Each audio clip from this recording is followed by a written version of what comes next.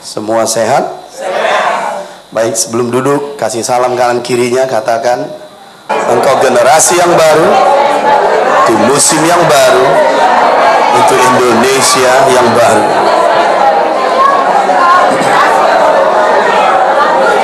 Engkau generasi yang baru, di musim yang baru, untuk Indonesia yang baru.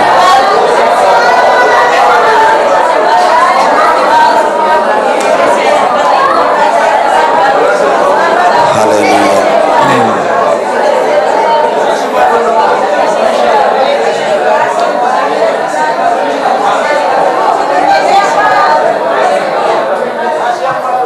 Haleluya.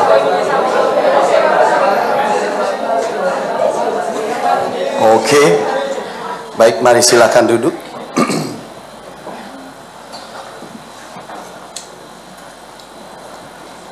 Amin.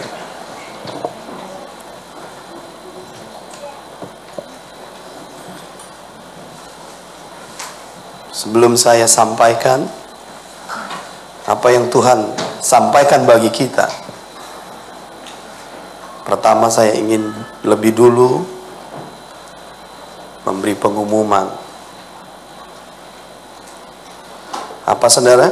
Pengumuman. Biasanya selesai penyembahan buka firman Tuhan, dan saya berharap saudara tidak tersandung karena boleh? Boleh. Baik. Pengumuman yang pertama, Sekolah Apostolik. Sekolah Apostolik kita menyebut yang ke-8 karena memang sudah 8 kali.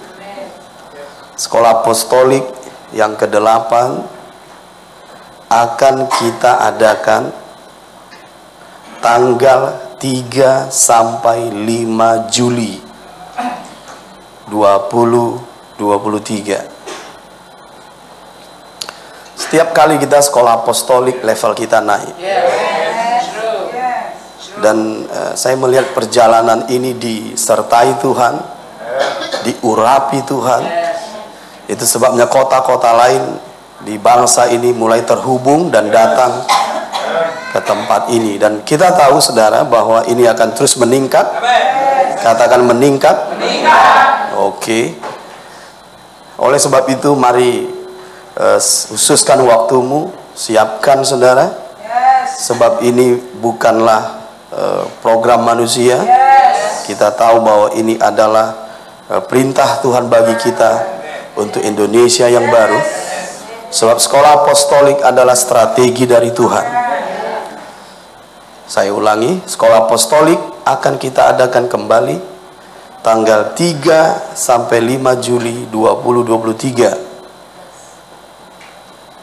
Boleh dimulai pendaftarannya hari ini dengan Shopee, biayanya Rp300.000. Harga naik, biaya kita tidak naik. Mengapa Bapak tidak naik? Karena krisis tidak mempengaruhi gereja, saudara. Krisis tidak mempengaruhi gereja. Yang percaya katakan amin. Jadi biaya kita tidak mengikuti kurs rupiah. Oke, baik. Jadi tanggal 3 sampai 5 Juli 2023, mari siapkan dirimu, keluargamu. Suara Tuhan sedang ditiupkan di rumah ini. Bawa anakmu, bawa familimu, bawa tetanggamu, bawa semua orang yang ingin membangun Indonesia di acara kita event spesial Sekolah Apostolik yang ke-8 3 sampai 5 Juli 2023 dengan biaya Rp300.000 dan boleh mulai hari ini didaftarkan. Dan kalau seandainya kalian mulai menabung, khususnya yang remaja, karena remaja ini masih bergantung dari pemberian orang tua. Semalam anak saya baru dapat bonus dari saya karena target sekolahnya tercapai. Dan dia semangat sekali. Dan kami bangga terhadap dia karena dia ranking 2, saudara. Padahal saya tidak terlalu mempush dia, tapi ya itulah. Nanti kan kenalan dengan dia. Dan bagi yang remaja seperti tadi, boleh ditulis namanya dan mulai menabung. Jangan sampai di hari H nanti kesusahan. Oke, baik. Itu yang pertama. Yang kedua, kenapa tadi saya sebut mengenai bonus anak saya? Oh, dia udah bisa langsung cash maksudnya. Dia dapat bonus yang besar. Dia bisa langsung cash. Nanti tolong dicatat dia ya. Setahu sama saya kalau dia masih nabung. Baik, yang kedua ini mengenai live Facebook kita. Live Facebook kita, saya mendengar dari Pak Febri kalau kita sudah mendapat perhatian khusus ya dari Facebook karena kita konsisten, reguler, dan tidak pernah absen, ya itu semua bahasanya sama. Konsisten, reguler, ya, dan tidak pernah absen, itu semua sama itu. Sehingga karena kesetiaan, hebat kesetiaan saudara. Konsisten, karena firman Tuhan berkata banyak orang menyebut dirinya baik hati, tapi siapa yang setia? Susah menemukan orang yang setia. Katakan kesetiaan, penjuru dari karakter. Orang yang tidak setia, karakternya tidak terbangun. Dan ada upah, katakan, dari karakter. Nah, jadi saya mendorong kita semua di sini yang 100 sekian orang ini untuk mulai terlibat di live Facebook kita setiap hari Rabu pukul 19.30. Kita bisa share di situ, bisa membagikan berkat yang kita terima dari firman yang dibagikan hari Minggu. Dan kalau semakin banyak kita berapa itu istilahnya ya, membagikan sesuatu di situ, itu semakin hangat suasananya. Karena makanya di internalisasi itu sangat indah kalau ada ekualisasi oleh firman. Karena kita akan hangat di situ. Hangat, penuh gairah dan kerinduan. Katakan firman membawa kehangatan. Nah, jadi kalau kita rame-rame di situ memberi apa itu istilahnya? Yes, respon, maka suasananya akan lebih hangat, lebih hidup. Jadi saya mendorong kalian untuk terlibat semuanya. Oke, sehingga nanti hari Rabu saya berharap itu bisa ada 100 yang share di situ. Oh, memang Rabu ini 100, tapi Rabu depannya balik lagi. Apa yang perlu kita pelajari di situ? Kesetiaan. Pohon tarbantin harus orang-orang yang setia. Katakan kanan kiri, engkau pohon tarbantin, engkau tanaman Tuhan, engkau harus menjadi orang yang setia. Terus yang kedua, saudara, ada YouTube kita. YouTube ini inisialnya apa, Pak Febri? GBFN. Saudara tahu, tiap hari Mam ini selalu memutar YouTube saya. Dan setiap kali dia mendengar khotbah saya, dia menyala-nyala. Makanya dia cintanya kepadaku semakin bertambah. Haleluya. Saya pergi aja dari rumah harus disertai GPS. Enggak, yang itu saya bohong. Tapi saya serius. Mam selalu mendengar YouTube ya. Di situ ada Sekolah Apostolik 6, dan di situ juga sudah masuk Sekolah Apostolik 7? Belum. Dan iya, di YouTube itu kita bisa lebih mudah masuk dan melihat. Dan saya berharap kita itu melihatnya supaya banyak followernya. Betulkah saya? Subs. Ya. Serius, saya memang gaptek, saudara. Saya tidak punya Facebook, cuman face di sini. Saya tidak punya Facebook, saya tidak punya YouTube, WhatsApp pun harus orang lain yang mendownloadnya. Haleluya. Selamatkan saya Tuhan. Oke lah, amin.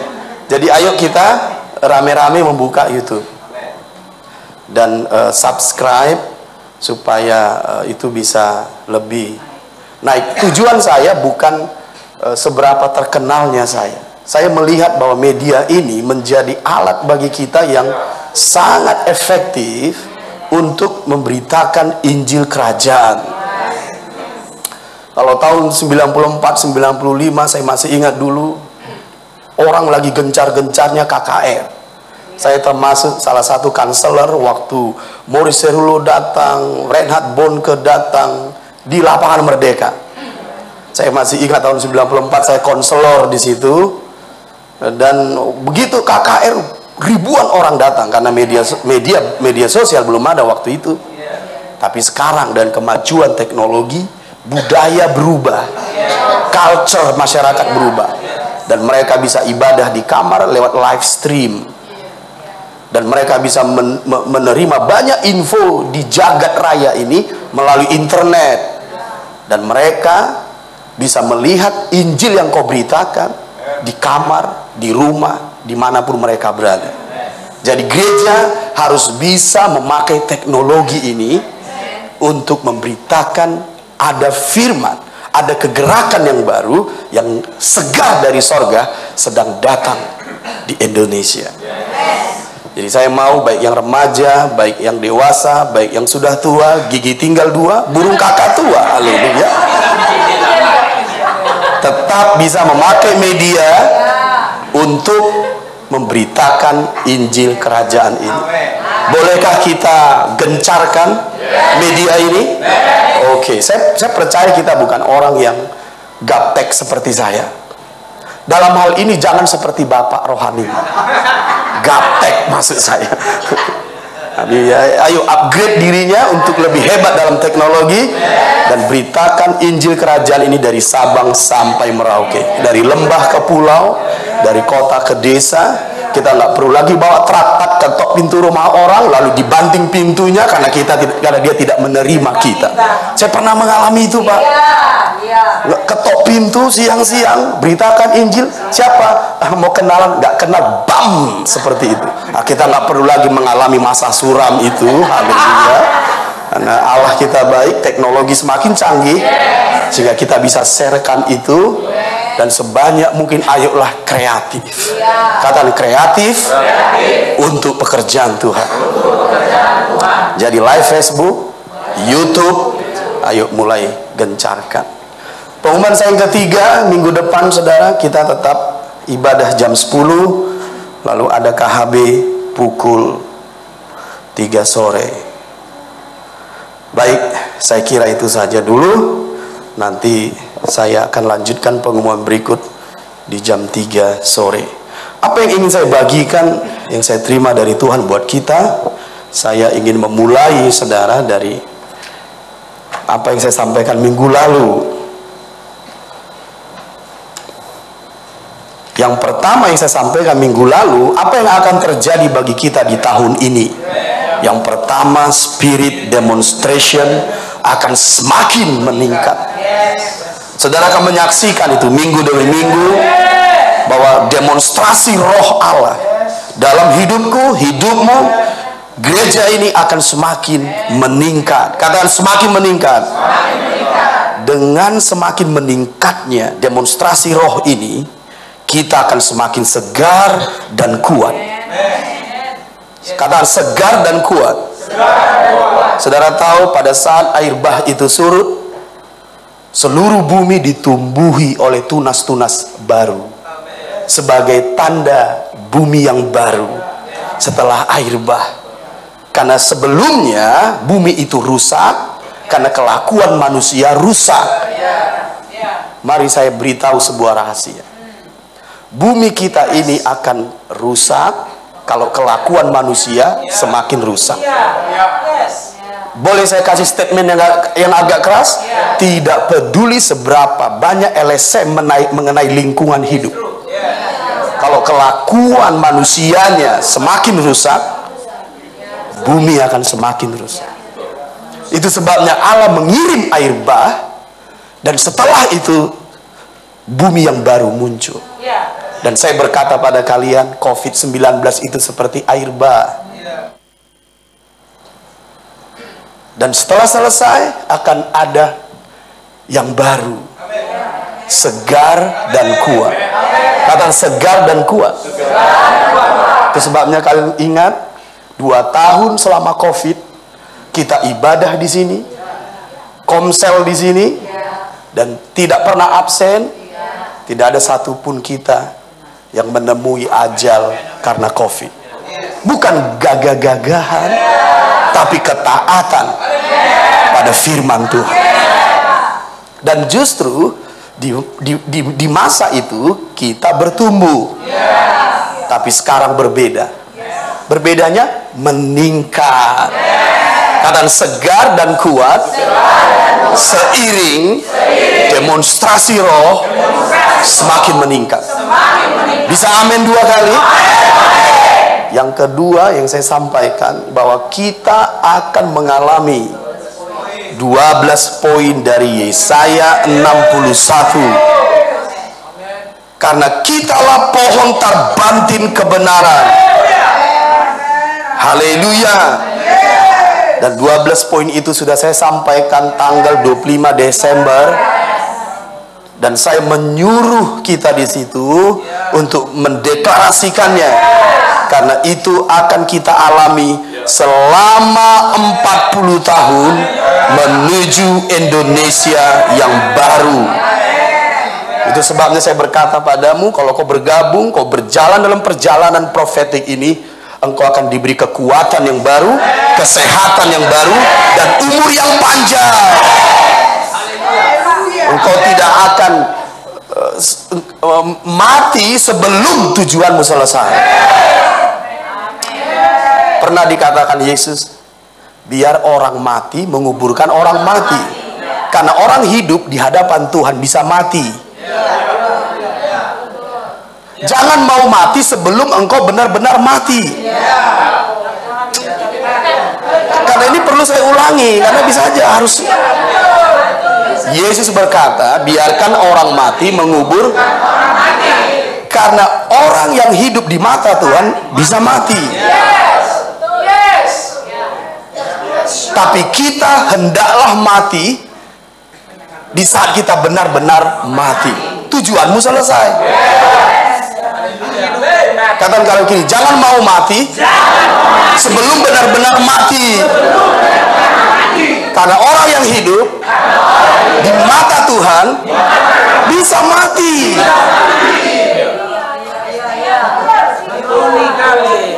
Bisa mengerti maksud saya? Tapi kita orang yang hidup. Kita orang benar. Mata Tuhan terarah pada kita. Sorga terbuka. Mengapa sorga terbuka padamu? Karena engkau berjalan dalam tujuannya. Tidak peduli engkau berjalan di padang gurun, engkau tidak akan kepanasan. Tidak peduli engkau berjalan di padang gurun, engkau tidak akan kedinginan. Sebab ada tiang awan, ada tiang api yang akan menuntunmu. Demikianlah kita berjalan 40 tahun. Kalau kau percaya, katakan amin. Engkau akan semakin kuat, semakin muda, semakin segar. Umurmu akan makin bertambah, makin panjang. Haleluya. Engkau akan produktif, engkau akan kreatif, engkau akan berbuah-buah. Haleluya. Amin, amin. Haleluya. Silakan duduk. Dan apa yang saya sampaikan minggu lalu, bagaimana kita bisa masuk ke dalam, dan Tuhan beritahu kita, aku tidak akan berhenti berkata-kata, berdoa dan bernubuat. Berkata-kata tentang apa? Berdoa untuk apa? Dan bernubuat mengenai apa?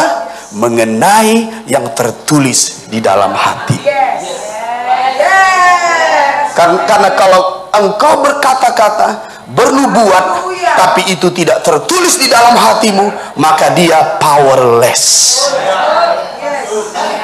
Tidak ada kuasa. Tidak ada kuasa. Tapi kalau itu ditulis di hatimu, iblis pun harus menyingkir, badai pun harus tenang, hujan pun harus turun. Amin 2 kali. Wow, kalau itu tertulis di hatimu, iblis pun harus menyingkir, badai pun harus tenang, penyakit pun harus sembuh, yang mati pun dibangkitkan. Amin 2 kali. Yang kau ucapkan itu harus ditulis di hati. Kita tidak mengkopi, kita asli. Kopi powerless. Makanya kita bisa hafal firman, baca firman, nothing happen. Tidak ada yang terjadi. Karena itu bukan firman iman. Firman iman dari roh iman. Karena itu kebenaran dari iman. Saya mau kalian benar-benar menjadi anak-anak yang baik. Karena Abraham memerintahkan anak-anaknya supaya anak-anaknya hidup di dalam kebenaran, sehingga dengan demikian janji Tuhan digenapi. Apa perintah papa samamu? Lari di tempat? Tidak. Apa perintah papa samamu? Laki paham dulu loh, kan tidak. Hilang dia. Saya hanya berkata padamu, jangan berhenti berkata-kata, jangan berhenti berdoa, jangan berhenti bernubuat. Saya tidak minta uangmu. Saya hanya menyuruhmu melakukan kebenaran. Tahu kalian? Saya berharap kalian percaya yang Papa katakan. Allah di tengah kita. Allah menjadi saksi. Saya pun menghidupinya. Saya yang pertama menghidupi khotbah saya. Saya tidak berhenti berkata-kata, saya tidak berhenti berdoa, dan saya tidak berhenti bernubuat. Makanya sekalipun Mam bersama saya di sini, waktu kami sedikit. Mengapa? Karena dia di atas, saya di bawah. Saya bekerja, dia di atas. Kenapa? Karena saya harus komit untuk berdoa, komit untuk bernubuat, dan itu harus membuat kami terpisah. Karena saya harus menghidupi yang saya khotbahkan. Karena saya tahu janji Tuhan. Kalau kau tidak berhenti berkata-kata, berdoa, bernubuat, engkau akan mengalami 12 poin dari Yesaya 61.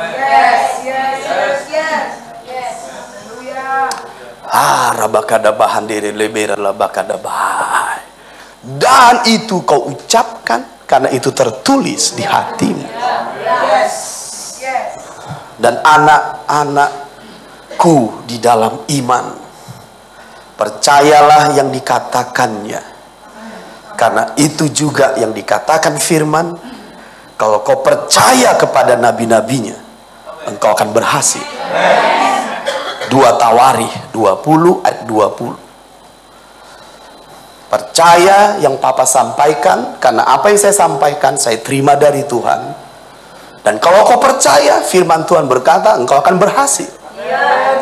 2 Tawarikh 20, mari kita lihat. Keesokan harinya pagi-pagi mereka maju menuju padang gurun Tekoa. Ketika mereka hendak berangkat, berdirilah Yosafat dan berkata, dengar hai Yehuda dan penduduk Yerusalem, sama-sama percayalah kepada Tuhan Allahmu dan kamu akan tetap teguh. Percayalah kepada nabi-nabinya dan kamu akan berhasil.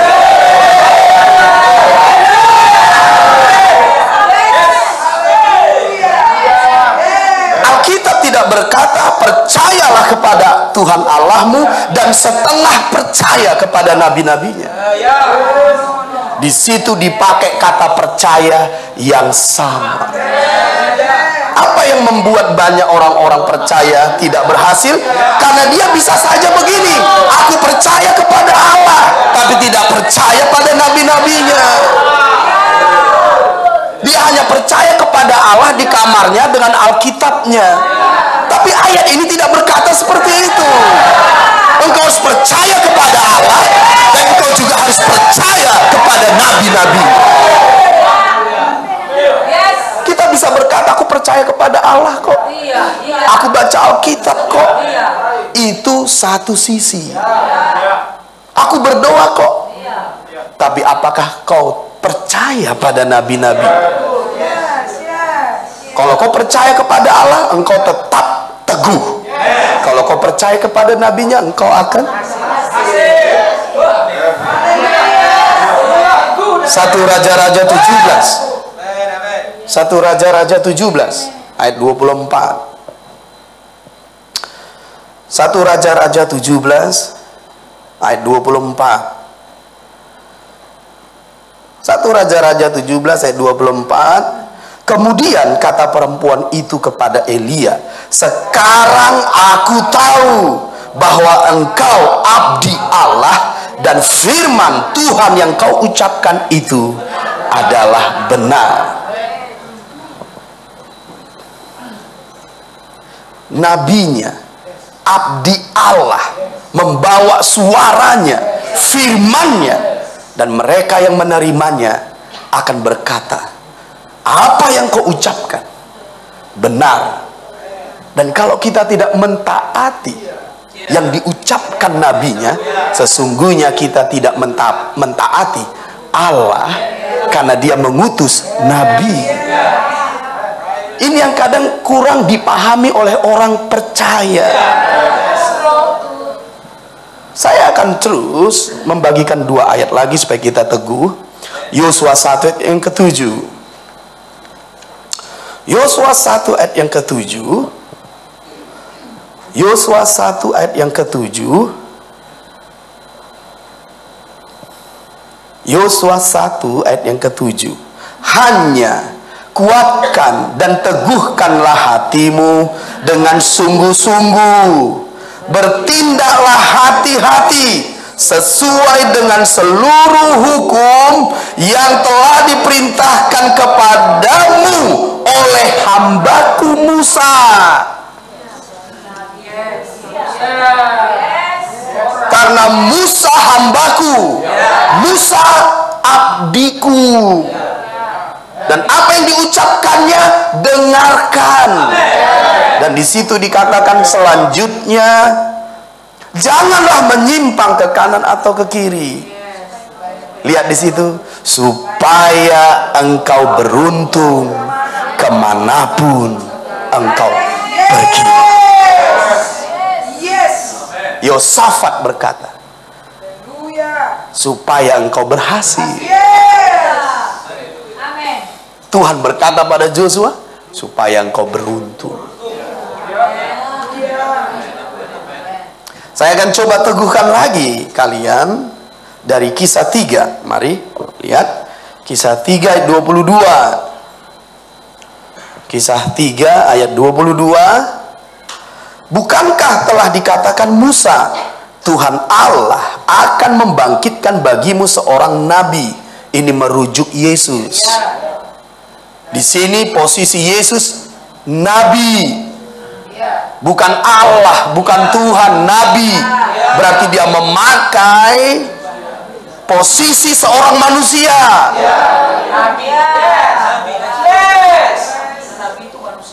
Dan dengarkan dikatakan, bukankah telah dikatakan Musa, Tuhan Allah akan membangkitkan bagimu seorang nabi dari antara saudara-saudaramu, sama seperti aku. Dengarkan ini sama-sama. Dengarkanlah dia dalam segala sesuatu yang akan dikatakannya kepadamu, supaya engkau berhasil, supaya engkau beruntung. Dan apa suara papa bagimu minggu lalu? Sederhana saja. Jangan berhenti berkata-kata, berdoa. Engkau akan berhasil, engkau akan beruntung. Yesaya 61 akan kau alami kalau kau percaya kepada nabinya.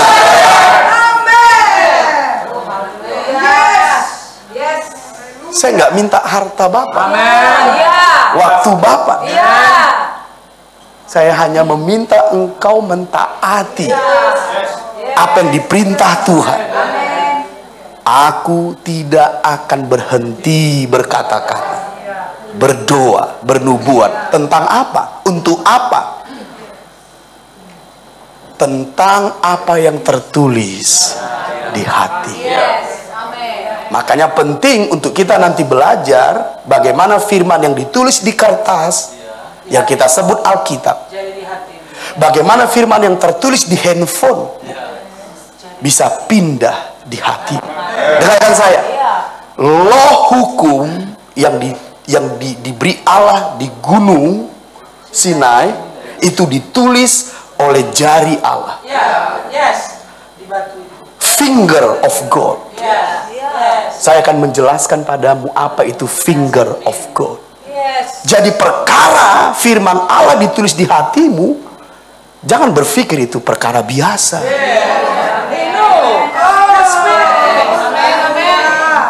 Jangan-jangan itu masih ditulis di pikiran kita. Karena Allah menulis hukumnya di batu dengan finger, jarinya. Dan 2 Korintus pasal 3 berkata, Dia menulis di hatimu oleh Roh Allah. Lalu kita biasa, makanya itu nggak ditulis di hatimu. Lalu kita berdoa tidak ada kuasanya, bernubuat tidak ada kuasanya. Tapi kalau itu ditulis di hatimu, anak-anakku, diucapkan di mulutmu, tulang di lembah pun bisa hidup. Tulang di lembah pun bisa hidup. Dapatkah tulang-tulang ini hidup kembali? Bernubuatlah.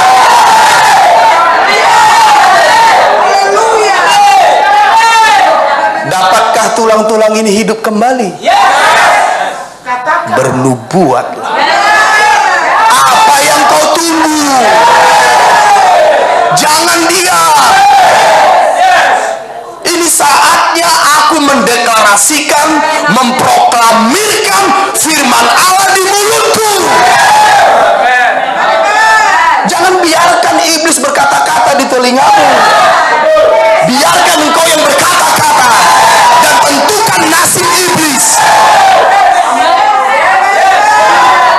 Jangan biarkan iblis menentukan nasibmu, tapi biarkan engkau yang menentukan nasib iblis.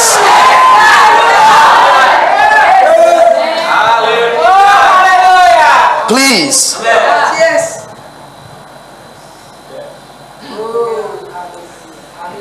Jari Allah menulis hukumnya di hatimu. Jadi makanya oke, saya nggak pakai bahasa itu.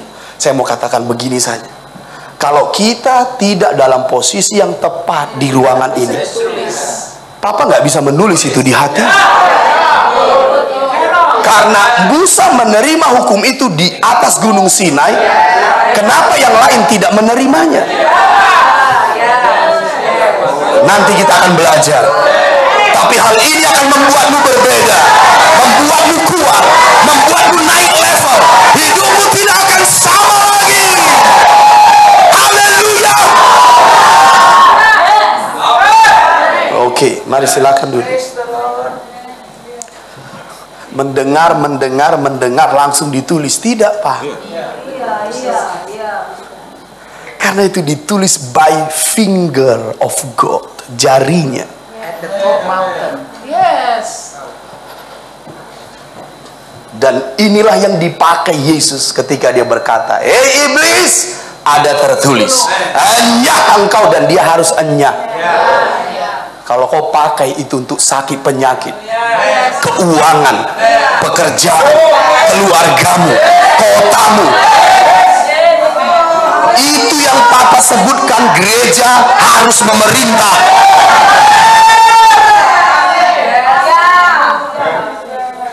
Oke, baik, mari kita lihat dulu Roma pasal 10. Roma pasal 10. Tapi sebelum Roma pasal 10, kita ke 2 Korintus pasal 4 ayat 13 dulu. Oke. 2 Korintus 4 ayat 13. Mari kita lihat di situ. Apa yang kita lihat di situ? Tentu firman Tuhan.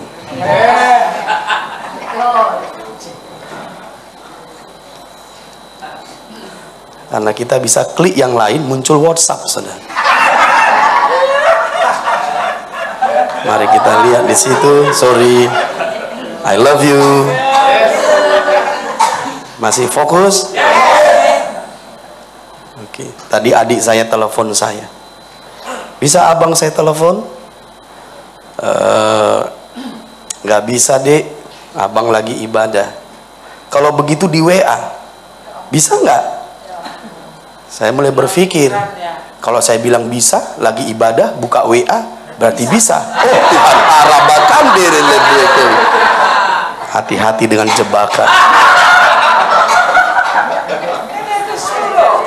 Oke, baik. Mari kita kembali ke 2 Korintus pasal 4. Saudara masih bersama saya? Alright. 2 Korintus 4 ayat 13.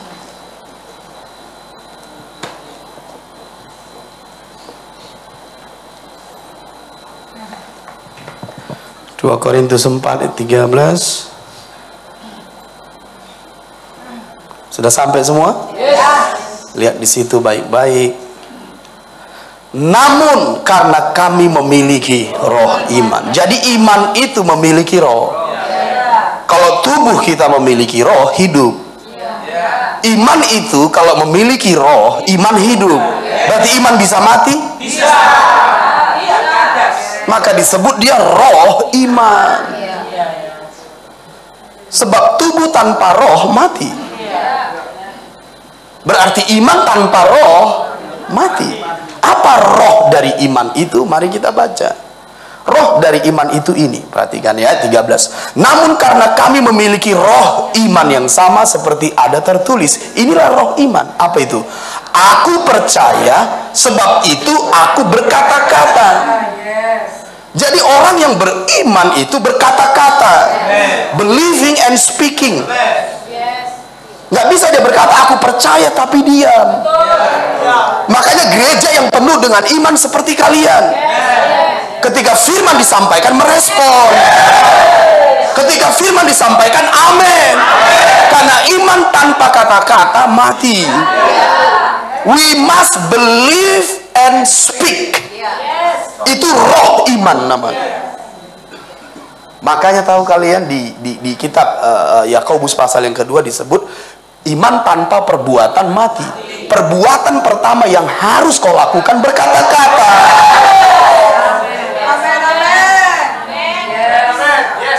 Perkataan perbuatan pertama yang harus kau lakukan. Bisa paham maksud saya?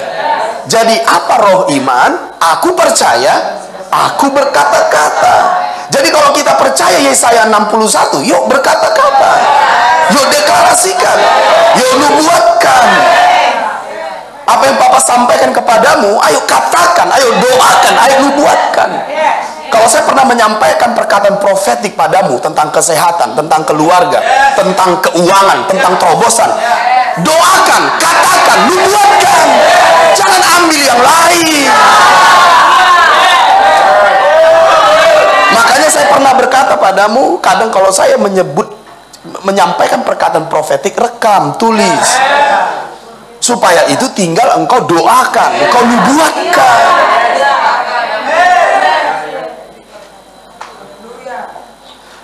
Perbuatan pertama bagimu agar imanmu hidup adalah berkata-kata. Jadi perhatikan di situ, aku percaya, sebab itu aku berkata-kata. Kami juga percaya dan sebab itu kami juga berkata-kata. Jadi minggu lalu saya berkata yang digarisbawahi adalah ada tertulis. Kemudian aku percaya. Kemudian aku berkata-kata. Jadi aku percaya kalau yang tertulis itu udah pindah ke hatimu.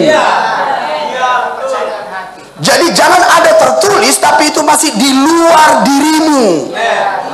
Alkitab itu masih di luar dirimu, tapi kalau Alkitab itu ada di hatimu, itu baru disebut ada tertulis.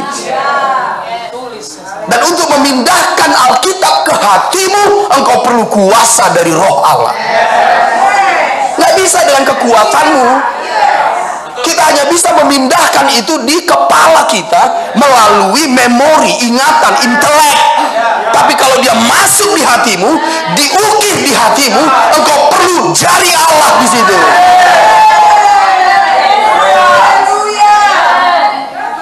Saya bisa menghafal itu karena saya punya intelek, kemampuan berpikir. IQ saya 300 cc. Haleluya. Sorry. Emangnya tempat bensin, Pak? Saya bisa lakukan itu. Tapi kalau itu diukir di hatimu, apakah kita operasi? Diukir, nggak bangkit-bangkit kita lagi. Bukan begitu. Amin. Kata ada tertulis, harus pindah ke hatiku. Lalu aku percaya dan aku berkata-kata. Maka iman itu hidup. Jika engkau berkata pada gunung itu, beranjak, dia beranjak. Tercampaklah, dia tercampak. Berhenti hujan, dia berhenti. Tenang badai, dia tenang. Amin 2 kali. Disitulah gereja engkau membuktikan dirimu memerintah. Memerintah situasimu, keadaanmu. Dengarkan Papa, kalau itu masih di luar dirimu, kau akan bisa diombang-ambingkan. Tapi kalau itu di hatimu, kau nggak akan tergoncangkan.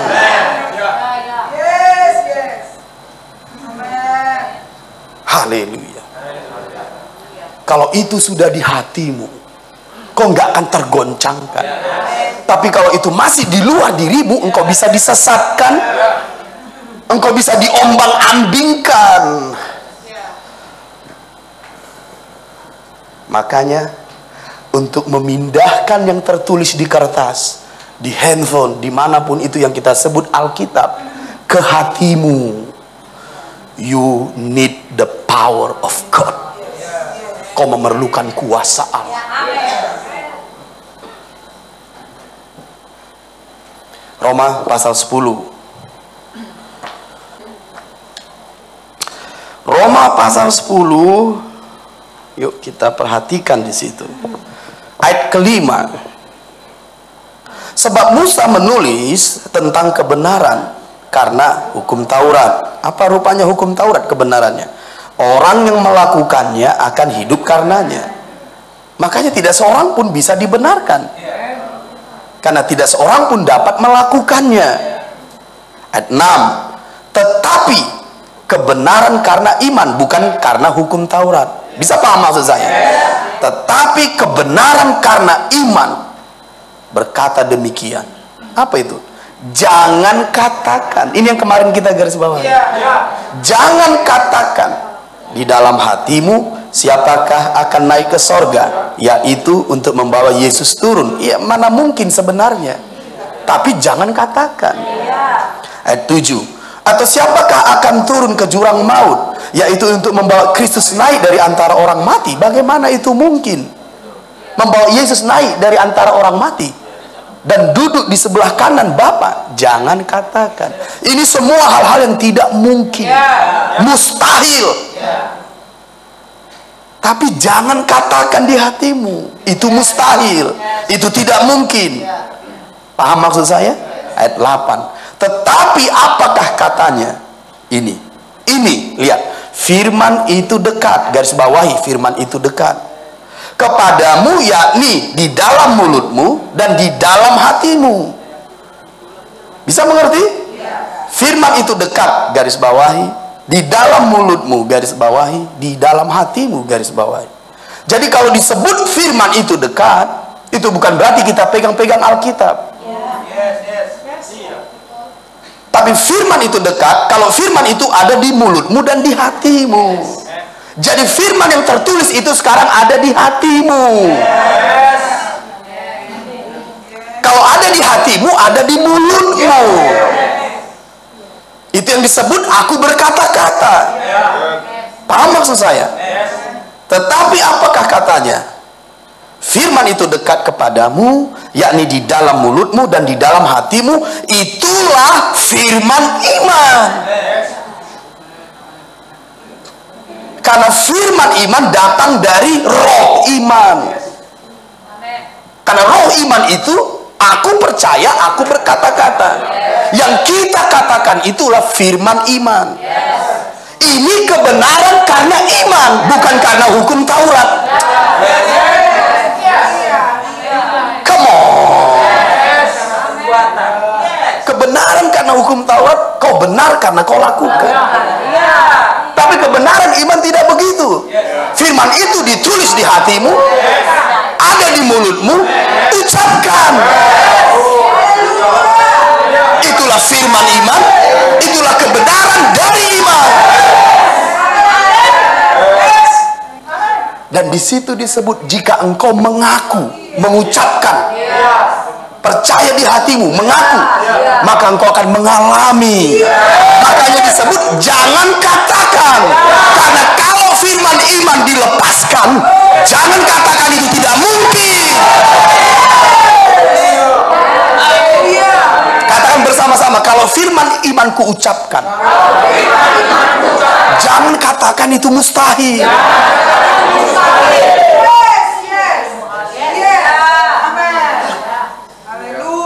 Bahkan kepada gunung tercampaklah, tercampak. Kepada sakit penyakit sembuh, sembuh.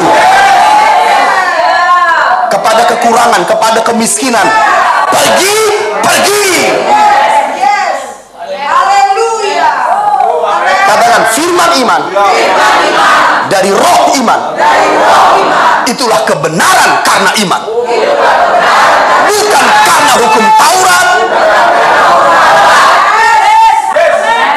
Karena jika aku percaya dan mengaku, maka aku akan mengalami keselamatan, kesembuhan, kemenangan, terobosan, pemulihan.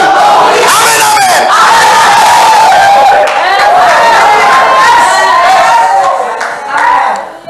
Bagimu akan ada kemenangan, terobosan. Jadi jangan katakan kepada papa lagi, papa bagaimana nasibku seperti ini. Saya nanti akan ganti namamu Nasib. Berdiri di posisimu. Apa kata Allah pada Abraham? Sejauh matamu memandang, itu akan kuberikan padamu. Berjalanlah, pergilah. Itu kata firman. Makanya kadang saya berkata, papa, tunggu dulu, kenapa kau menangis? Kenapa menangis? Sama seperti Tuhan berkata pada Musa, Musa, kenapa kau merengek-rengek? Apa yang di tanganmu? Kita bukan orang Kristen yang cengeng. Kita prajurit, kita raja wali. Oh, haleluya. Hai maut, di mana sengatmu? Hai maut, di mana kemenanganmu?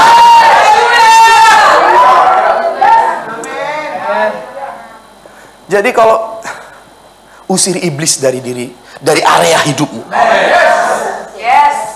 Kekalahan, siklus kekalahan hentikan. Bolak-balik sakit sembuh hentikan.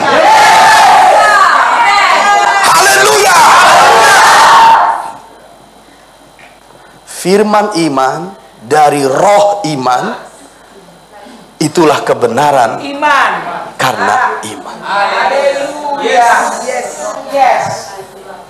Mau ginjal yang baru? Kau percaya? Ya ucapkan. Mau hati yang baru? Jantung yang baru? Urat-urat yang baru? Uang baru? Tinggal pergi ke bank, maksudnya tukar. Kalau itu pergi ke bank tukar.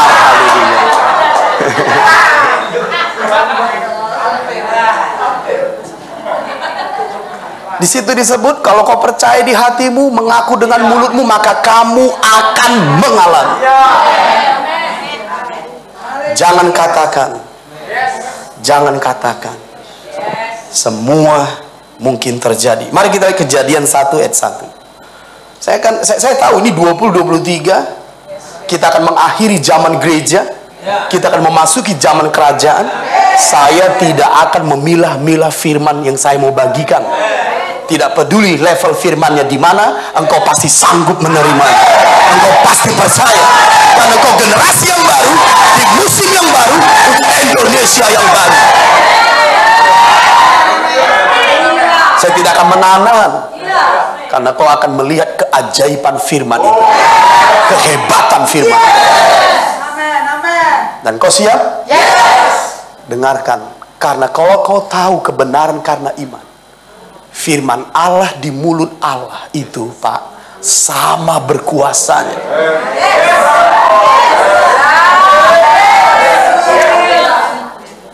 Dengan firman Allah di mulut kita. Saya akan bagikan kebenarannya.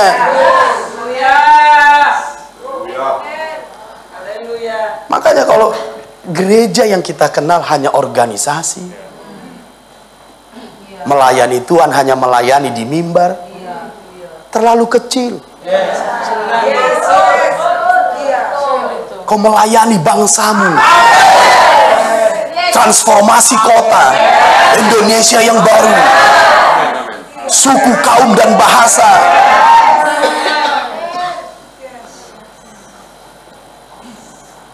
Karena kita memiliki kuasa firman Allah di mulut. Are you ready? Mari kita lihat Kejadian 1 ayat 1. Karena kita tetap memakai judul firman Allah di mulut kita. Kejadian 1 ayat 1, siap? Pada mulanya Allah menciptakan langit dan bumi. Allah menciptakan, garis bawahi. Pada mulanya Allah menciptakan langit dan bumi. Bumi belum berbentuk dan kosong. Gelap gulita menutupi samudra raya. Dan roh Allah melayang-layang di atas permukaan air. Berfirmanlah Allah, jadilah terang. Lalu terang itu jadi. Kalau kita lihat dari ayat 1 sampai ayat 3, Allah menciptakan dengan apa? Dengan apa? Dengan firman-Nya.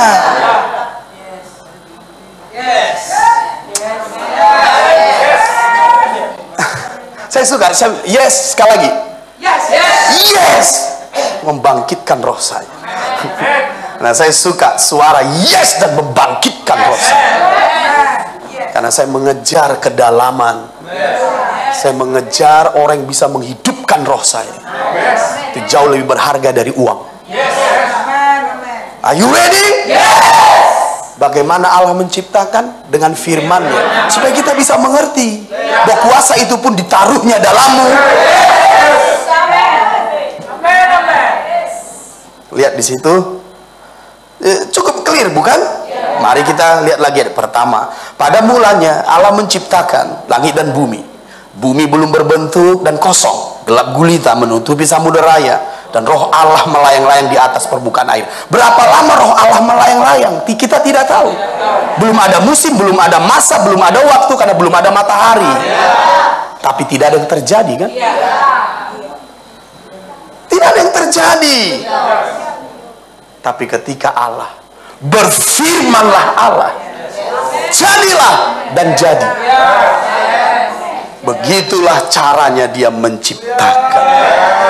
Clear di sini.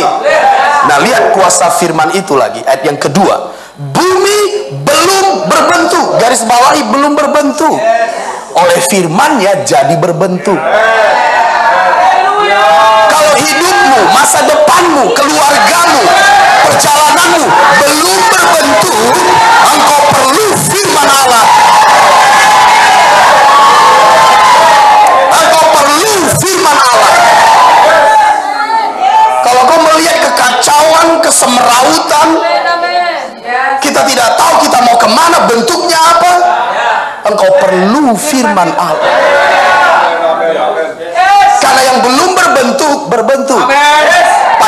Pada waktu itu belum ada gunung, oleh firman Allah ada gunung. Belum ada daratan, oleh firman Allah ada daratan. Belum ada lautan, oleh firman Allah ada lautan. Belum ada tumbuh-tumbuhan, oleh firman Allah ada tumbuh-tumbuhan. Itu namanya berbentuk. Dan apa bentuknya? Baik, baik, baik. Dan akhirnya sangat baik. Jadi kalau kau bernubuat, kalau kau berdoa, akan menjadi sangat baik.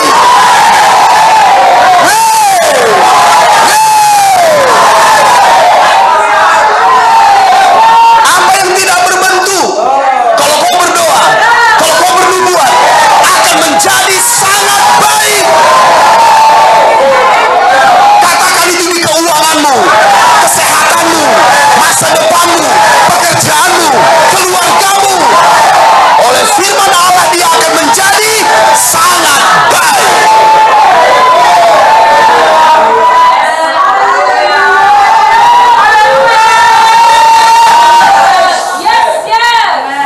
Silakan duduk. Saya yakin kok nggak akan lari-lari lagi ke papa untuk konseling. Bukan saya nggak mau, saya suka, engkau anakku. Saya akan selalu welcome. Tapi sekarang kau sudah dewasa. Kau sudah bisa membunuh musuhmu, mengerjakan ladang warisanmu, dan menuai 100 kali. Kau akan mengalahkan musuhmu, dan kau akan menjadi pemenang. Haleluya. Di situ disebut kosong. Oleh firman Allah diisi. Apa yang kosong? Kantongmu, haleluya. Rekeningmu, haleluya. Haleluya. Apa yang kosong? Apa saja yang kosong? Hatimu, pikiranmu blank, haleluya. Dan aku bernubuat untukmu sekarang. Are you ready? Kalau oke, saya harus ralat dulu. Karena saya tidak, kalau yang berdiri pasti saya berkata, kalau rekeningmu kosong, nggak itu maksud saya. Saya hanya mau berkata, dengarkan Papa, yang berdiri mengiyakan, amin. Kalau rahimmu kosong, Tuhan bisa isi.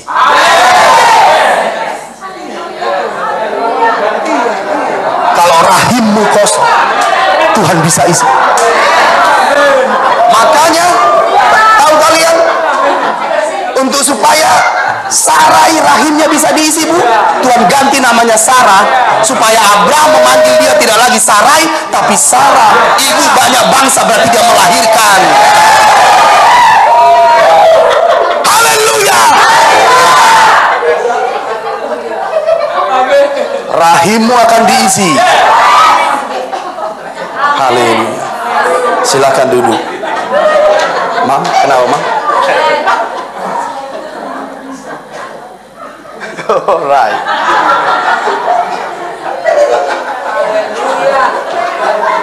Yang berdiri tadi meneguhkan. Meneguhkan. Haleluya. Amin. Saya katakan, rahimmu akan diisi. Rahimmu akan diisi. Demi nama Yesus. Yang kosong oleh firman Allah diisi. Saya tidak selalu maju ke depan, saya doakan. Engkau bisa berdoa untuk dirimu sendiri, menang oleh dirimu sendiri. Kalahkan musuhmu, singkirkan iblis. Jangan bilang, Tuhan Yesus, saatnya kau mengusir iblis dari areaku. Tuhan akan berkata, otoritas itu sudah kuberikan.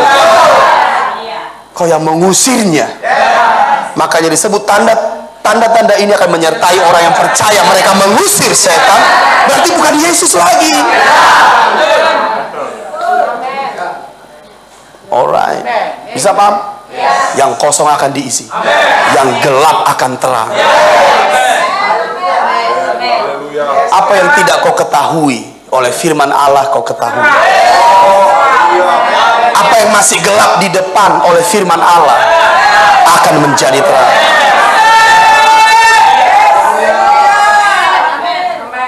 Apa yang belum berbentuk dibuatnya berbentuk. Apa yang belum diisi dibuatnya berisi. Apa yang gelap dibuatnya menjadi terang. Dan tahu kalian, setiap kali firman Allah kau ucapkan akan ada yang baik. Setiap kali firman Allah kau ucapkan ada yang baik. Dan kalau kau terus menerus mengucapkannya, itu akan menjadi sangat baik.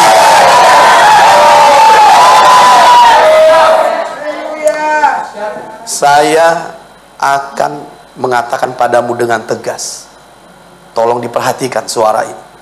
Kalau kau sudah menerima firman ini, anak-anakku, lalu kau mulai mengeluh lagi, kenapa begini dan begitu nasibku dan yang lain-lain, engkau harus menghormati firman ini. Karena Tuhan tidak suka kalau kita nggak menghormati firman. Bagaimana caranya? Lakukan dan alami.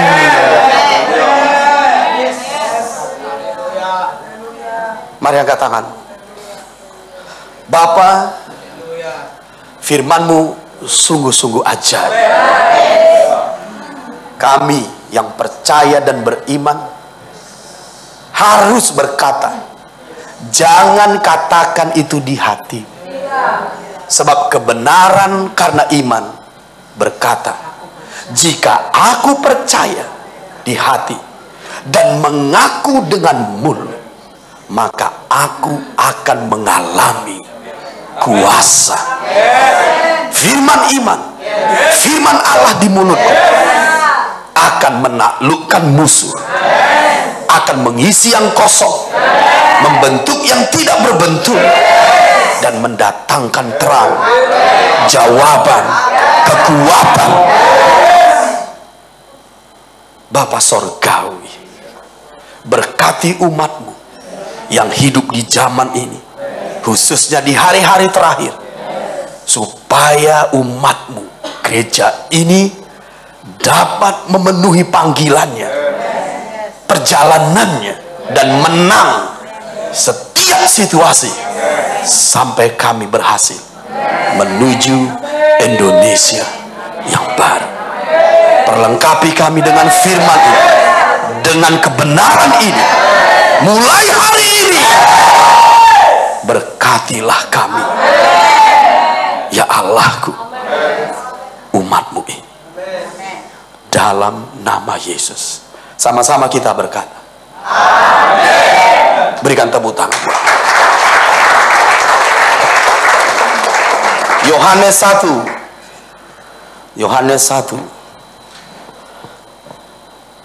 ayat 1. Yohanes 1 ayat 1. Pada mulanya adalah firman. Firman itu bersama-sama dengan Allah, dan firman itu adalah Allah. Ia pada mulanya bersama-sama dengan Allah. Segala sesuatu dijadikan oleh Dia, dan tolong digarisbawahi, tanpa Dia, tanpa firman, tidak ada suatu pun yang telah jadi. Bisa paham maksud saya? Tidak ada yang telah jadi. Mau umur yang panjang, mau kekuatan, mau seperti yang tadi, oleh firman itu jadi. Oleh firman itu jadi. Mungkin kalian berkata di ruangan ini seperti ini, ah itu kan Allah. Allah berfirman, ya jadilah Papa. Ah, bagaimana dengan aku? Tunjukkan firman. Kalau firman Allah itu ditaruhnya di mulutku sekarang, mari saya kasih ayatnya, biar kalian bisa mengerti. Yesaya 51. Yesaya 51. Karena mungkin kita berkata, ya siapa yang nggak percaya yang kau khotbahkan itu kan Papa, itu kan firman Allah. Yesaya 51. Supaya kita makin teguh tentang firman iman. Sampai Yesaya 51 ayat 16. Aku menaruh firmanku ke dalam mulutmu. Lihat itu.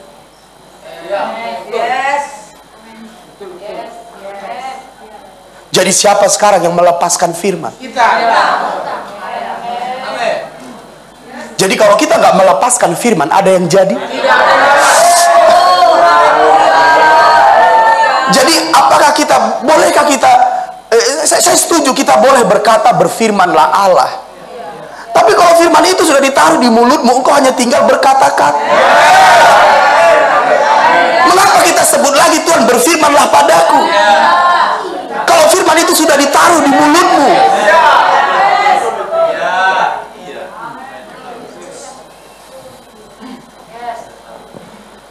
Jawab papamu. Kalau firman itu sudah ditaruh di mulut kita, menunggu lagi kita mendengarkan firman Dia untuk masalahmu, untuk hidupmu, keluargamu. Kalau itu sudah ditaruh di mulutmu, karena Dia berkata, aku menaruh firmanku di mulut. Dan lihat, saya kan bacakan lagi terus. Ini 20-23, hebat saudara. Aku menaruh firmanku ke dalam mulutmu dan menyembunyikan engkau dalam naungan. Kalau Tuhan kasih firmannya di mulutmu, Dia akan lindungi engkau.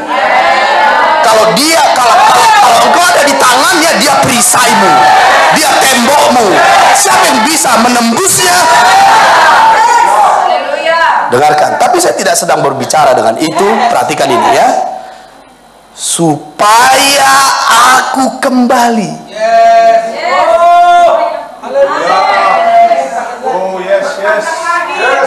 Kalau kita lihat di situ, lihat, supaya aku kembali membentangkan langit. Apa ini? Supaya aku menciptakan. Jadi Allah menciptakan kembali. Dia menaruh firman-Nya di mulutmu. Haleluya. Allah menciptakan kembali dengan menaruh firman-Nya di mulutmu. Dia tidak berfirman lagi seperti Kejadian 1 ayat 1. Mau Allah bekerja kembali dalam hidupmu, mendatangkan hal-hal yang baru, mendatangkan hal-hal yang luar biasa. Dia berfirman, ya. Tanpa firman tidak ada yang jadi, ya. Tapi itu sekarang ditaruhnya di dalam mulutmu.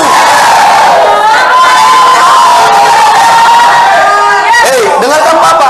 Makanya kita tidak lagi datang ke Gunung Sinai. Mengapa? Karena di Gunung Sinai kita mendengar Allah langsung. Tapi engkau sekarang datang ke Gunung Sion, ke Bukit Sion, yang mendengarnya dari surga di hatimu. Kita tidak lagi mendengar Dia berfirman dengan guntur, gemuruh, kilat. Tidak lagi. Dia bersuara di hatimu. Dia menaruh firman-Nya di hatimu, di mulutmu. Amin, amin. Bahasa roh 1 menit. Bahasa roh 1 menit.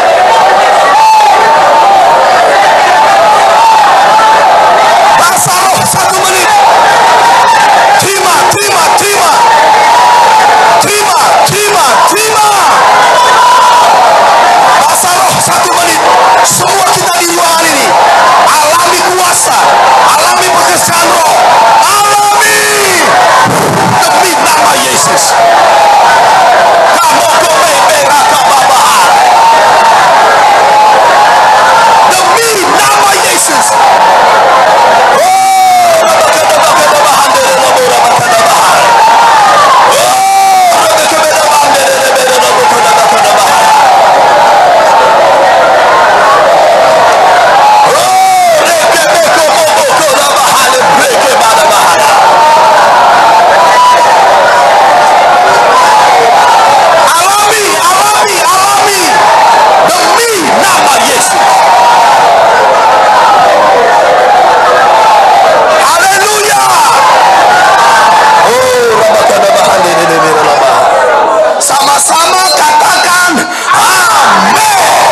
Kasih salam 5 orang, katakan kau generasi baru di musim yang baru untuk Indonesia yang baru.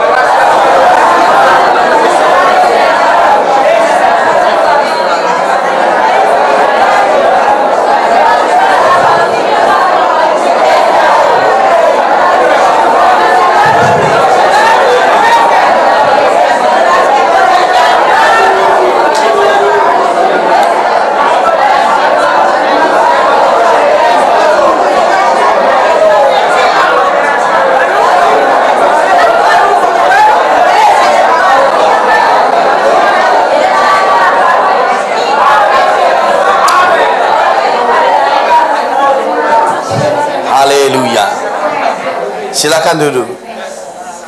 Bisa 1,5 jam lagi? Setengah jam lagi? Alright. Setengah jam lagi, oke? Tune? On fire? Haleluya. Sekarang pertanyaannya, dan kalian harus bisa menjawab. Bagaimana dia menaruh firman-Nya di mulut kita? Yesaya 51 ayat 16 menyebut menaruh, aku menaruh firman-Ku. Pertanyaannya bagaimana caranya? Bagaimana caranya? Jawabannya bukan di wajah saya. Jawabannya di kalian. Saya bisa jawab. Bagaimana dia menaruh firman itu di mulut kita? Dari apa yang Papa sampaikan tadi?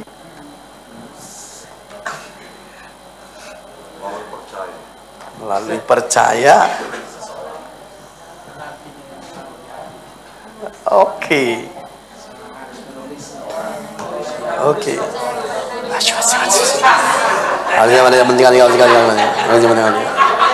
Dengarkan apa tadi Papa katakan. Dengarkan Papa. Firman itu dekat, yaitu di hatimu, di mulutmu. Sudah mulai mengerti maksud saya? Jadi firman itu di hatimu, di mulutmu. Firman tadi berkata, aku menaruh firmanku di mulutmu. Lalu pertanyaannya, bagaimana caranya? Firman Allah itu harus ditaruh di hatimu dulu. Itulah yang kita sebut tadi, harus ditulis di hatimu. Karena untuk itu ditulis di hatimu, itu perlu kuasa Allah. Karena itu bukan perbuatan manusia, kawan. Mari kita lihat dulu kebenarannya tentang ini. Bagaimana firman itu ditulis? Bagaimana firman itu ditaruh di mulut kita? Yesaya 51 16, supaya aku kembali, katanya. Jadi Allah bekerja, Allah mencipta, Allah membaharui. Tapi firman itu ditaruhnya di mulutmu. Dan Papa tadi sudah menyebutkan bahwa itu harus ditaruh dulu di hatimu. Mari kita lihat dulu Keluaran pasal 31. Saya akan masuk lebih dalam sedikit tentang kebenaran. Siap ya? Yes. Keluaran pasal 31 ayat 18. Jadi ingat bahwa firman Allah harus lebih dulu ditulis di hatimu. Makanya kita memiliki ada tertulis. Di mana? Di hatimu. Ada di mana? Di mulutmu. Itulah firman Allah, aku menaruh firmanku di dalam mulutmu. Bisa mengerti maksud saya? Nah, sekarang kita mau melihat bagaimana itu ditulis di hatimu. Paham maksud saya? Lihat. Keluaran 31 ayat 18. Siap?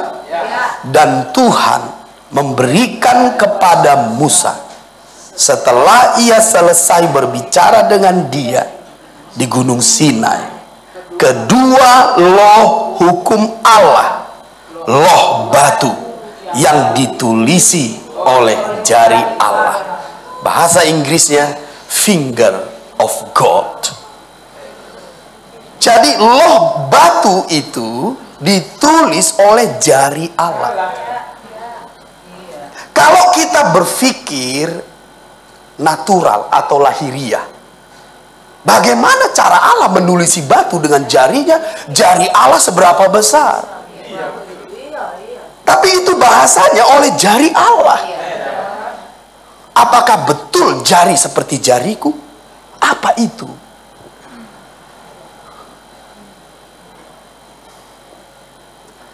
Bagaimana jari Allah bisa menulisi batu?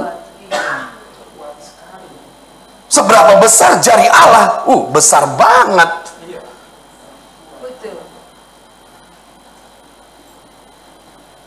Apa itu jari Allah? Mari kita lihat, saudara. Biar kita bisa mengerti. Lukas pasal 11. Karena firman ditulis di hatimu, hei umat Tuhan. Kok berpikir itu pekerjaan manusia? Tidak. Kalau begitu kita bisa mengutip-ngutip lalu mengucapkan firman itu di mulut kita, lalu kita berkata itu firman Allah di mulutku. Tidak. Makanya dia tidak berkuasa. Oke, dengarin Papa baik-baik. Bisa kita lanjutkan? Lukas 11 ayat 20. Sampai? Lihat ya. Tetapi jika aku mengusir setan dengan kuasa Allah, maka sesungguhnya kerajaan Allah sudah datang kepadamu. Garis bawahi kuasa Allah. Sudah? Saya ulangin. Tetapi jika aku mengusir setan dengan kuasa Allah, maka sesungguhnya kerajaan Allah sudah datang kepadamu. Kalau kita lihat di terjemahan bahasa Inggris King James Version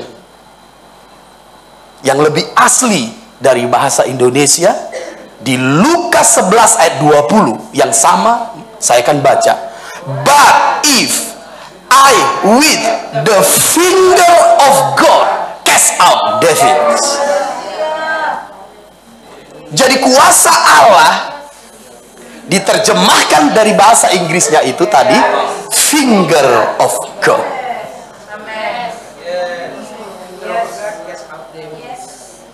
Jadi finger of God atau kuasa atau jari Allah itu kuasa Allah.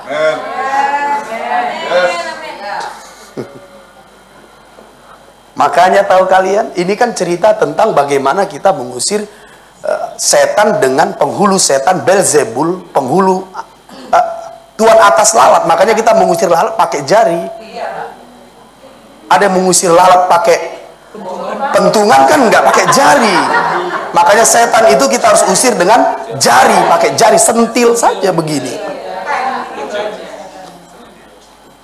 Ting. Itulah namanya finger of God, jari Allah. Bisa paham maksud saya? Sentil begini, sentil. Itulah jari, itu mengusir lalat. Bisa paham maksud saya? Tapi sesungguhnya arti itu adalah kuasa Allah. Jadi kalau saya bertanya bagaimana Allah menulis hukumnya di loh batu, dengan kuasa Allah. Mari kita lebih detail sedikit. Ayat yang sama tapi di Injil lain. Mari kita buka ayat yang sama tapi di Injil lain. Mari kita buka Matius 12. Di ayat yang di perumpamaan yang sama, bukan perumpamaan, di firman yang sama di Injil lain.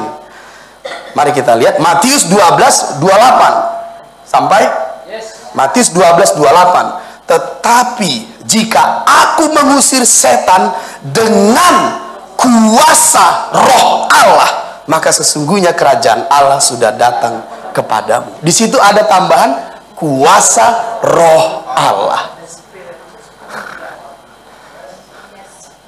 Jadi kuasa Allah itu Roh Allah. Kata kuasa Allah, Roh Allah. Jadi kalau kita baca, sekarang Allah menulis di dalam hatimu, bukan lagi di loh batu, tentu dengan memakai kuasa Roh Allah. Makanya di 2 Korintus 3 disebut dia menulis hukumnya di hatimu dengan kuasa Roh Allah. 2 Korintus pasal 3. 2 Korintus pasal 3. 2 Korintus pasal 3. Sudah bisa paham maksud Papa? Ayat 1. 2 Korintus 3 ayat 1. Jadi hal yang sama dilakukan Allah kepada kita. Bahwa dia menulis hukumnya tidak lagi di loh batu, tapi di hati kita tapi dengan kuasa yang sama. Makanya ketika kau berkata ada tertulis, semua harus dengar. Karena itu firman Allah.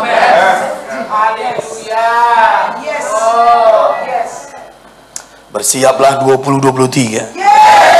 Dan seterusnya akan sangat fantastik. 2 Korintus pasal 3 ayat 1. Siap? Lihat. Adakah kami mulai lagi memujikan diri kami?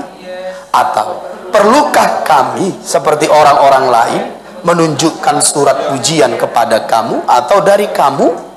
Kamu adalah surat pujian kami yang tertulis dalam hati kami dan yang dikenal dan yang dapat dibaca oleh semua orang. Lihat ya.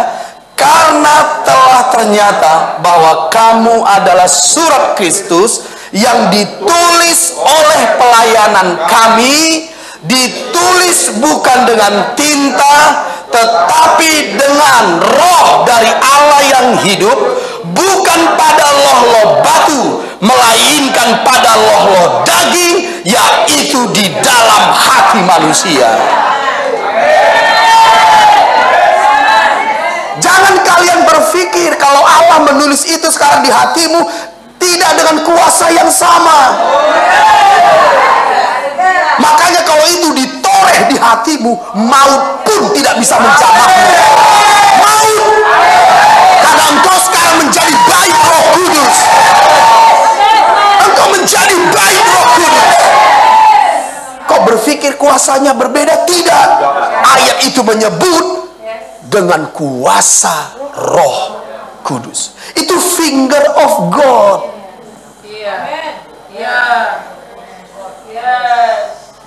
Kita perlu gereja seperti ini. Saya ulangi sekali lagi. Tuhan perlu gereja seperti ini. Supaya Sion bangkit. Memerintahlah di antara musuh. Kalian berpikir kalau kita tidak hidup di level ini bisa membuat Indonesia yang baru? Omong kosong, nonsen. Indonesia yang baru bukan pekerjaan kecil. Pekerjaan ini besar dan luas. Itu sebabnya dia memperlengkapi kita. Karena dengan kekuatan manusia tidak mungkin. Itu sebabnya dia taruh firman Allah di mulutmu, supaya aku kembali membentangkan langit yang baru, bumi yang baru, Indonesia yang baru. Ada di mana itu sekarang? Di mulut. Tapi untuk itu ditaruh di mulutmu. Biarkan Tuhan tulis itu di hati. By finger of God. Saya akan kasih kalian rahasia sedikit 15 menit lagi, oke? Bagaimana itu bisa kita alami? Lihat, Tuhan lihat kebenaran saya bagikan dulu, oke? Allah menulis ini di loh batu, ceritanya begini. Musa bawa 70 tua-tua, bawa Harun, bawa Nadab dan Abihu, Itamar dan Eliezer anak-anakmu. Dan Musa juga beserta Joshua dan abdinya. Lalu mereka naik ke gunung. Lalu mereka melihat kaki Tuhan berjejak di gunung itu. Tapi mereka tidak diundang Tuhan masuk ke tengah-tengah awan yang kelam. Karena hanya Musa yang berani mendekat. Bangsa Israel berdiri jauh-jauh. Rencana Allah dari semula bukan kemah suci. Rencana Allah dari semula semua umat Israel bisa mendengar Tuhan.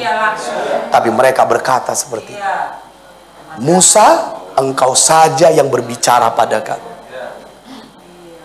Itulah sebabnya Allah tidak berbicara langsung kepada orang Israel seperti kita sekarang. Allah bicara langsung. Karena mereka menolak Allah yang berfirman. Bisa paham maksud saya? Lalu Musa mendekat sendiri di puncak gunung itu. Dia duduk mendengarkan Tuhan bagaimana kemah suci itu dibuat selama 40 hari, 40 malam. Disitulah Musa menerima blueprint tentang kemah suci dan menerima loh batu itu. Pertanyaan saya, kalau kita mau mengalami realita dari finger of God di hatimu, kau ada di mana sekarang? Di puncak gunung? Atau berdiri jauh-jauh? Saya mau kasih rahasia. Mau jadi orang hebat? Tuhan kasih jalannya. Di mana kau berada? Di puncak gunung Sinai kah? Makanya disebut setelah ia berbicara dengan Musa, Allah memberikan batu itu. Setelah ia selesai berbicara. Pertanyaannya, semua orang berbicara pada Musa. Tapi mengapa ini spesial? Siapa Allah bagimu? Bagaimana sikapmu padanya saat dia berbicara? Karena kita nggak akan menerima loh itu kalau tidak di atas itu. Maka pertanyaan saya sederhana, siapa Allah bagimu? Kau menghormatinya? Kau lapar dan haus? Kau pergi mendekat?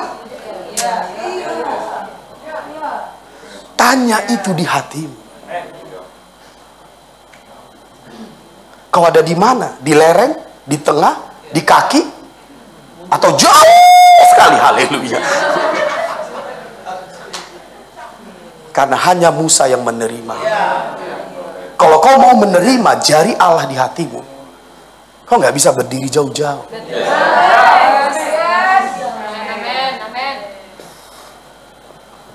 Kau nggak bisa di lereng. Kau nggak bisa setengah-setengah. Di lereng itu setengah-setengah. Atau di kaki, pas di pinggir dari rumah Allah.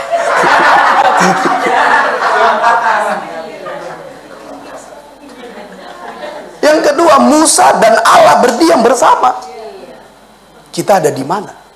Frekuensi kita on atau kita salah frekuensi? Makanya Allah berkata, di manakah engkau? Katanya kepada manusia itu di Taman Eden. Kalian berpikir Tuhan tidak tahu? Tapi kedudukanmu udah nggak pas. Bagaimana kita bisa berbicara face ke face?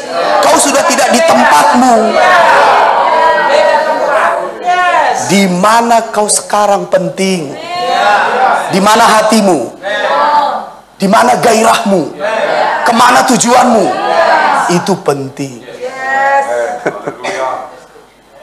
Gairahku sekarang adalah Hareka Bahandi. Di mana? Di Taman Edennya manusia itu, tapi Allah berkata, di mana engkau? Jangan berpikir Tuhan tidak tahu. Allah sedang berkata, Adam, posisimu sudah tidak lagi seperti semula. Sehingga aku tidak bisa berbicara denganmu wajah dengan wajah. Engkau hanya mendengar bunyi, nggak bisa melihat aku lagi. Sebelumnya kau bisa melihat aku, tapi sekarang kau hanya mendengar bunyi. Karena aku tidak tahu lagi di mana posisi. Karena kalau engkau di lereng dan di kaki, jariku tidak bisa menulis itu di hati.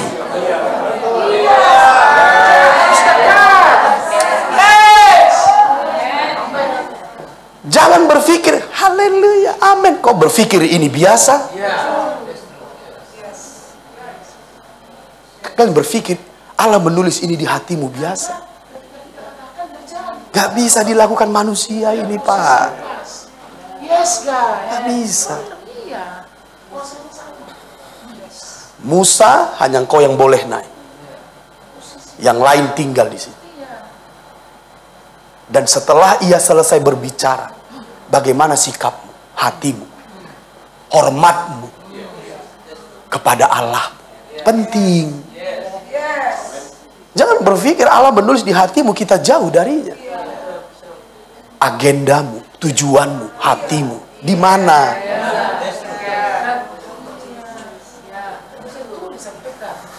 Lanjut lagi.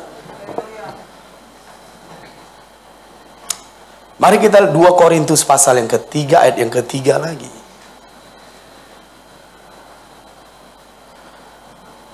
Karena telah ternyata bahwa kamu adalah surat Kristus yang ditulis oleh pelayanan kami, ditulis bukan dengan tinta, tetapi dengan roh dari Allah yang hidup, bukan pada loh-loh batu, melainkan pada loh-loh daging, yaitu di dalam hati manusia. Kalau kalian lihat di sini, ada roh Allah, ada kami. Bisa paham? Ada roh Allah, ada kami. Di atas gunung itu, ada Allah, ada Musa.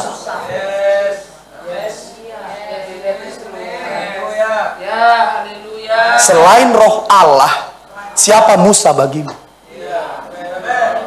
Siapa kami di situ bagimu?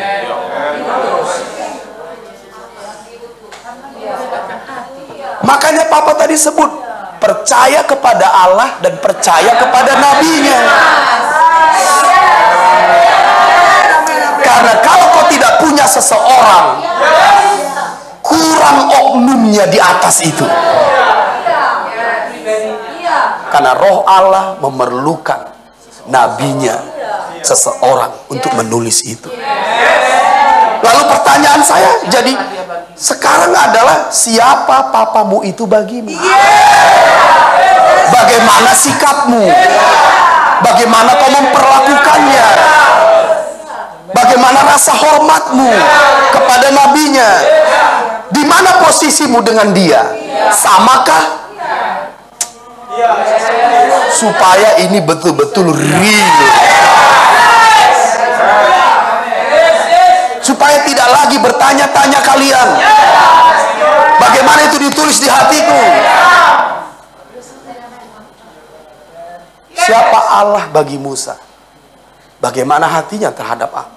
Dia mendekat, dia hormat, dia tidak takut. Bagaimana engkau kepada nabinya?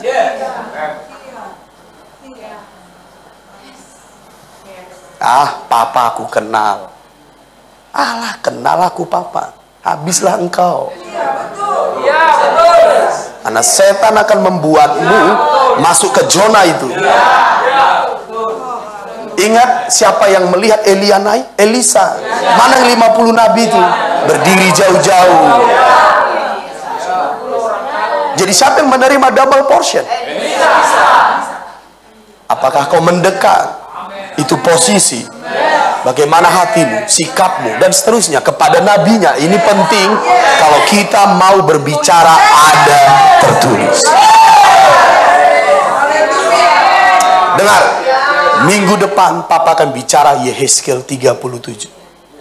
Dapatkah tulang-tulang ini dihidupkan? Karena saya berdoa dalam minggu ini supaya kau siap menerima level firman. Itu sebabnya saya berkata padamu, dengan posisi yang benar, hati yang benar, firman ini akan mulai ditulis di hati. Sehingga engkau siap menerima cetak biru dari Yehezkiel 37. Karena kita akan membawa Indonesia yang baru, keluargamu yang baru, Medan yang baru, demi nama Yesus.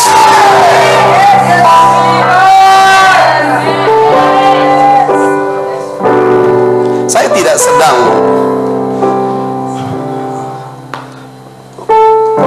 bicara yang lahiriah buat kita di sini. Saya hanya bertanya dan kau yang jawab. Bagaimana hati kita pada Nabi? Bagaimana sikap kita, posisi kita pada orang yang diutus? Begitu kita familiar, natural, lahiriah, omong kosong itu ditulis di hati. Kau bisa hafal itu pengetahuan. Kau nggak akan mendapat apapun. Karena doamu powerless, nubuatanmu powerless, kata-katamu, doamu, nubuatanmu tidak ada kuasanya. Tapi kalau kau masuk seperti yang Papa sebut ini, kau akan siap di Yehezkiel 37.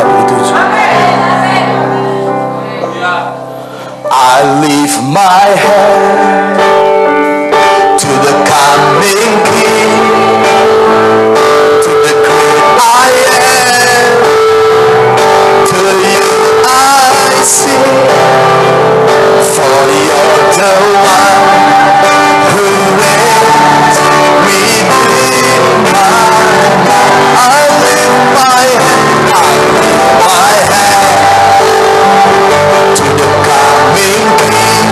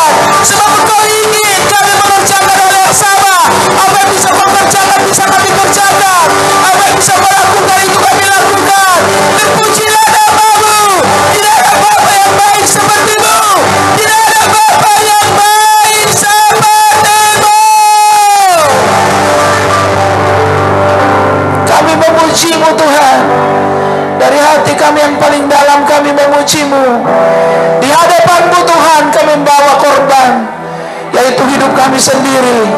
Kami tidak mewakili korban seperti pujian kami, Tuhan. In your name, oh God, I will bring my sacrifice.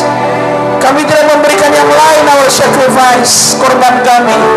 Korban kami berdiri hadapan-Mu, mempersembahkan hidup kami. Kami tidak mewakilkannya itu dengan apapun, Tuhan. Tapi kami memberi diri kami sendiri sebagai korban persembahan yang harum, yang berkenan kepadamu, Tuhan. Setiap kali kami datang kepadamu, ya Allah, kami mempersembahkan, kami membawa hidup kami, kami membawa utuh hidup kami, tubuh, jiwa, dan roh kami. Sehingga kami memberi hidup kami, maka memberi yang lain itu tidak menjadi masalah bagi kami. Karena sebelum kami memberikan yang lain, ya Tuhan, ketika kami memberikan tubuh, jiwa, dan roh kami menjadi korban yang sempurna di hadapan-Mu, maka yang lain tidak menjadi masalah, ya Tuhan. Itu sebabnya kami memberikan hidup kami fresh di hadapan-Mu, ya Allah. Kami tidak mewakili pemberian korban kami, tapi kami membawa hidup kami utuh bagi kemuliaan-Mu. Beri kemuliaan-Mu, beri kemuliaan kepadanya, saudara. Sebab Dia layak untuk itu, Dia layak untuk itu.